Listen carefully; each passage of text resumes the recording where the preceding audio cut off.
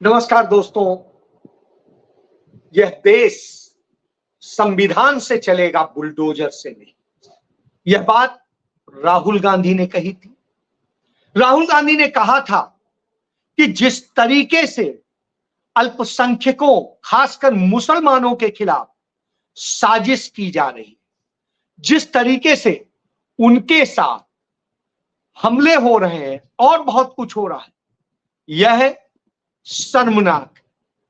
देश की सरकारों को, व्यवस्थाओं को संविधान के मुताबिक चलना चाहिए।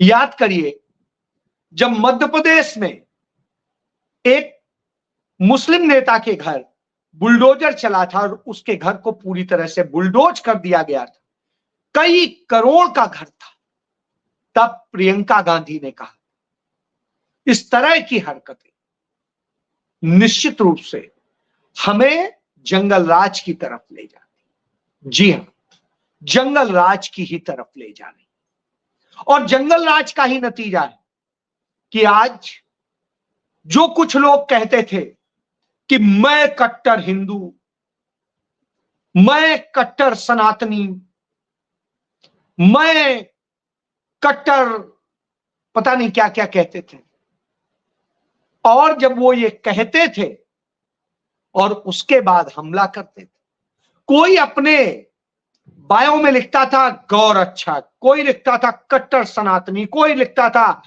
कट्टर हिंदू, कोई कहता था हिंदू जाग गया है।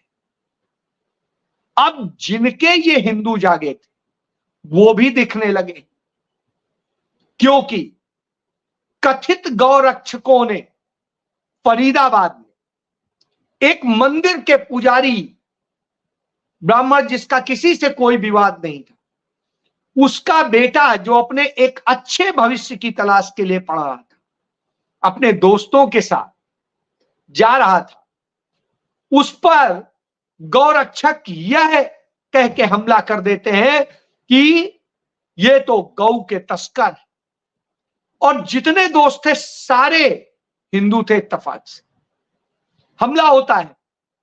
गौरक्षक हरियाणा में 30 किलोमीटर तक, फरीदाबाद में जो दिल्ली से चंद किलोमीटर की दूरी पर है, वहां उनका पीछा करते हैं, दौड़ाते हैं गाड़ी से, और अंत में गोली मार देते हैं।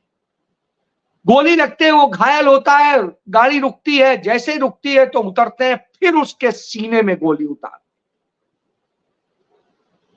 उस लड़के का नाम था आर्यन मिश्रा। वो इस दुनिया में अब नहीं।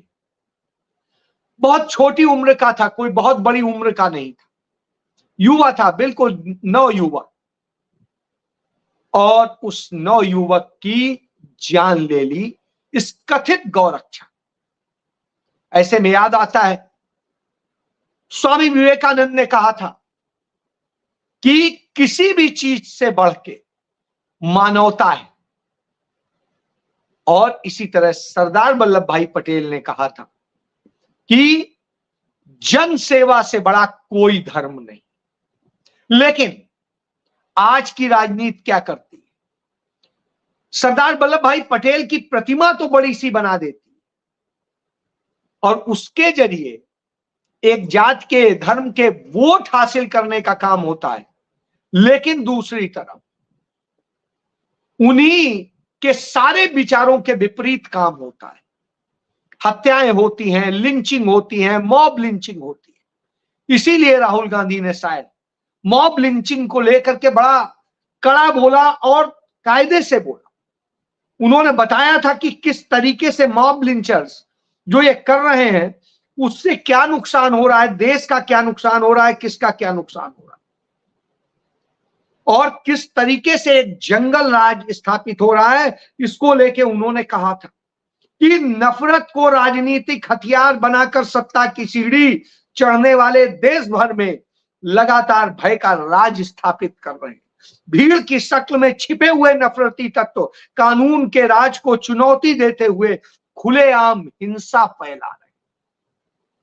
भाजपा सरकार में इन उपद्रवियों को खुली छूट मिली हुई है, और इसलिए इसमें ऐसा कर पाने का साहस पैदा हो गया है। अल्पसंख्यकों, खासकर मुसलमानों पर लगातार हमले जारी हैं और सरकारी तंत्र मूक दर्शक बना देख रहा। आप क्या कल्पना करेंगे, दिल्ली एनसीआर की सीमा में फरीदाबाद, और वह फरीदाबाद जो हरियाणा का इंडस्ट्रियल टाउन है, वहां पर 30 किलोमीटर तक कथित गौरक्षक जो भारतीय जनता पार्टी से जुड़े हुए, आरएसएस से जुड़े हुए, वो 30 किलोमीटर तक सरेआम हथियार लहराते हुए पीछा करते हैं और गोली मार देते हैं।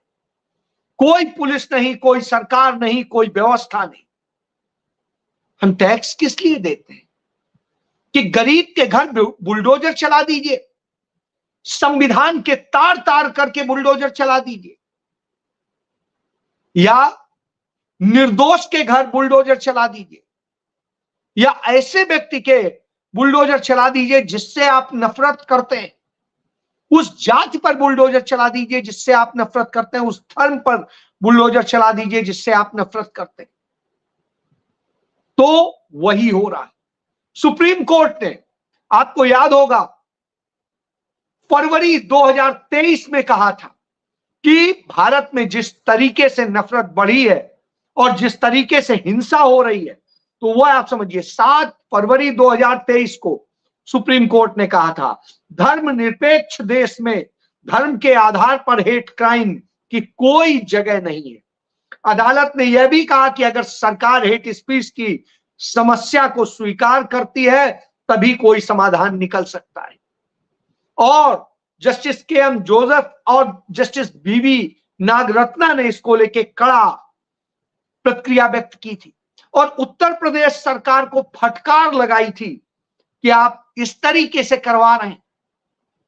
लगातार नफरती भाषण दिए जा रहे हैं, लगातार लोगों पे इसके कारण हमले हो रहे हैं, लगातार इस तरह की घटनाएं हो रही, लेकिन यह फटकार सिर्फ फटकार रह गई।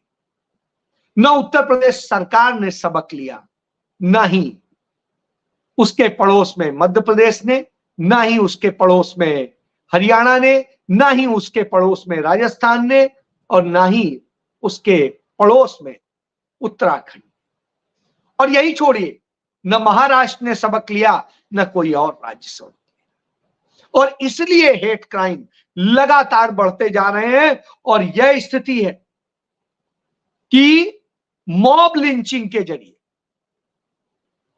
सिर्फ 2022 तक, 2014 से 2022 तक, 2014 के पहले मॉब लिंचिंग का कोई उदाहरण मौजूद नहीं है, यह भी जान ली। यानी मॉब लिंचिंग उसके पहले नहीं होती थी। तो जो मॉब लिंचिंग हुई 2014 के बाद हुई, और उसके बाद लगातार हत्याएं हुई, और उसमें 206 घटनाएं 2022 तक रिपोर्ट की गई। एनसीआरबी का डाटा कहता है कि इतनी सिर्फ एफआईआर दर्ज, इससे ज्यादा भी है, लेकिन एफआईआर इतने में दर्ज हुई, और इसमें 850 लोग पीड़ित, 850, और उनमें जो ये 850 हैं, ये मुस्लिम धर्म के। लेकिन ऐसा नहीं है, वह लोग भी हैं जो गैर मुस्लिम है, ऐसे भी 36 लोग। तो मॉब लिंचिंग यह बन गई। और ह्यूमन राइट्स वॉच की रिपोर्ट कहती है कि भारत में भयावह स्थिति हो गई है 2015 से 2012 के बीच 44 लोगों को मॉब लिंचिंग करके मारा गया, और जिस तरीके से किया गया किसी से छिपा नहीं। कहीं किसी को गोली मार देंगे, कहीं किसी को पीट पीट के मार देंगे, कहीं किसी को आग लगा देंगे, कहीं किसी पे बुलडोजर चढ़ा देंगे। और जब इस तरह की घटनाएं हो रही हो तो निश्चित रूप से दुखद है। मानवाधिकारों के लिए जो पूरी रिपोर्ट है ह्यूमन राइट्स वॉच की 2024 की अभी लेटेस्ट रिपोर्ट है, उस रिपोर्ट में कहा जाता है कि मानवाधिकार के मोर्चे पर भारत के रुख और नीतियां बेहद खतरनाक हैं, गंभीर। भारत सरकार और उनकी तमाम राज्य सरकारें लगातार इस देश में अपराधों को, घृणा के अपराधों को, हेट क्राइम को बढ़ावा दे रही हैं, 2024 में जो वर्ल्ड रिपोर्ट जारी हुई थी उसमें कहा गया था अधिकारों का सम्मान नहीं रह गया है। लोकतंत्र के वैश्विक नेतृत्व में भारत की दावेदारी कमजोर हुई, यानी जो विश्व गुरु बनने की बात कहते हैं इस आधार पर सबसे ज्यादा कमजोर। तो आप इससे समझ सकते हैं कि किस तरीके का खेल किया गया है। 740 पन्ने की इस रिपोर्ट में जो उसने कहा है कि जिस तरीके से मणिपुर में हुआ, नक्सली टकराव हुए, दिल्ली के जंतर मंतर में महिला पहलवानों के साथ जो हुआ, और उसके बाद जम्मू कश्मीर में जो हुआ, और तमाम राज्यों में जो हो रहा है। आज भी मणिपुर में ड्रोन से बम गिरा करके हमले किए गए, ड्रोन से। तो आप समझिए मणिपुर जल रहा है पिछले 1.5 साल से, और 1.5 साल से जल रहा है। नरेंद्र मोदी दुनिया घूमने में व्यस्त है, कभी यहां कभी वहां कभी वहां। तब से वो 2 दर्जन से अधिक देशों को घूम चुका। अभी भी आज की बात करें तो आज भी 2 देशों की सैर सपाटे के लिए गया हो, और हासिल देश को कुछ नहीं हुआ इन सब से। सिर्फ एक घटना से लेकर अब तक 2 दर्जन देश घूम चुका, और उसके बाद न देश को कुछ हासिल हुआ, न देश में वो मणिपुर जाने की हिम्मत उठा पाया। यह स्थिति, और इसीलिए मणिपुर के लोगों ने दोनों समुदायों, भाजपा को नकारा है, और कांग्रेस के दोनों सांसद जिताए हैं, वहां से 2 सांसद होते हैं। तो आप इससे समझिए। और जिस तरीके से भारत में हेट क्राइम, हेट स्पीच बढ़ रही है, उस पर एनसीआरबी भी कहता है कि इनमें सिर्फ 1 साल की यदि तुलना करें 2021 से और 22 में, तो 2021 की तुलना में 2022 में 31% केसेस बढ़े, 31%। और ये 2014 से तुलना करेंगे तो हेट क्राइम के मामले 90% बढ़ गए। यानी आप यह समझ लीजिए नफरती लोगों ने पूरा कब्जा कर लिया। इसीलिए राहुल गांधी को कहना पड़ता है देश संविधान से चलेगा बुलडोजर से। और ये नफरत की राजनीति जो वो जो कर रही है दुखद है। यही है स्थिति।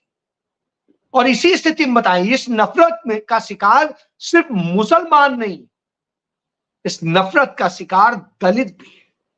हरियाणा में भारतीय जनता पार्टी की सरकार 2014 में बनती है अक्टूबर, और उसके बाद जब हम आज आपसे बात कर रहे हैं तो आप सोचिए कि जो आंकड़े आए सरकारी आंकड़ों के मुताबिक दलितों पर 95% अपराध बढ़ चुके हैं, दलितों पर हरियाणा में।